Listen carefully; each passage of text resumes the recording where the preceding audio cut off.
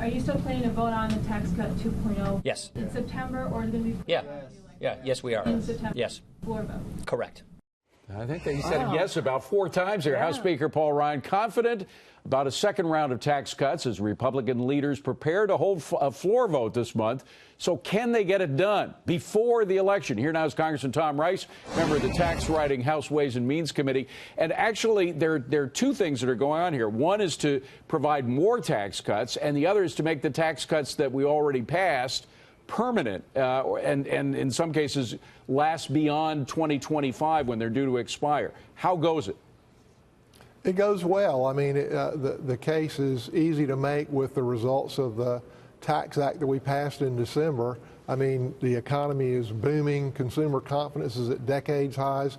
Business confidence is at decades highs. We've reversed the trend of the Obama administration where we had more businesses closing than starting. Now we have more starting than closing again.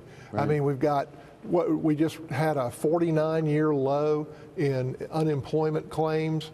We've got record lows in African-American unemployment, record lows in Hispanic unemployment. Clear. What's not to love about this? Well, and it's of course, it's the deregulations as well as the tax cuts. They have all conspired in a wonderful way to provide economic growth. But they're not individual cuts are not permanent. A lot of that had to do with corporate cuts. Democrats, of course, complain loudly about it as though they would have voted for it. Now they'll have a chance to vote to make those individual cuts permanent. Do you think that they will still go no?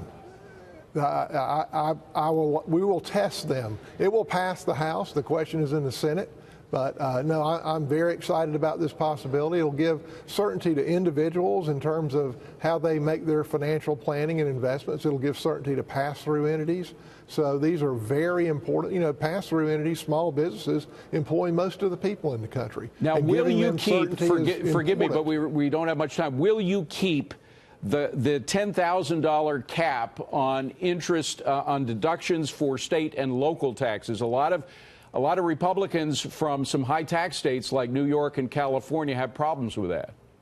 Look, I think that is a very important part of our tax plan. It was one of the ways that we paid for a big bulk of our tax plan. And, you know, in my opinion, the federal government should not be subsidizing high tax states. And so it's going to stay in there. So a final question, very quickly. Will other tax rates come down? Melissa and I have been complaining for a long time that the highest rate didn't come down enough. No. It was 28% during the Reagan administration. Will we get those high rates down further? We're not going to do anything in tax reform 2.0 to change the rates. We would like to see some movement on pass-throughs to get more of the pass-through income to be at the lower rate. But our primary focus is on making the cuts permanent, number one, and then also improving savings opportunities for families and educational opportunities for families and making things simpler. You know, with a tax bill that we passed, only about 10% of Americans will be required to itemize anymore. Filing is going to be much more simple.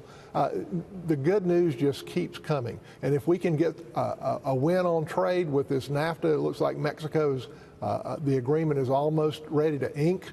If we can get a win with Canada, the EU is coming into line, and the last one is China. If we can get wins on trade, it'll just keep this economic boost moving. Then we'll move on to infrastructure. We've got a lot of very positive That's things a whole on the horizon. Other discussion. We're going to have you back for that, Congressman. Thank you so much for being here. Really appreciate it. Yes, sir. Thank you for having me.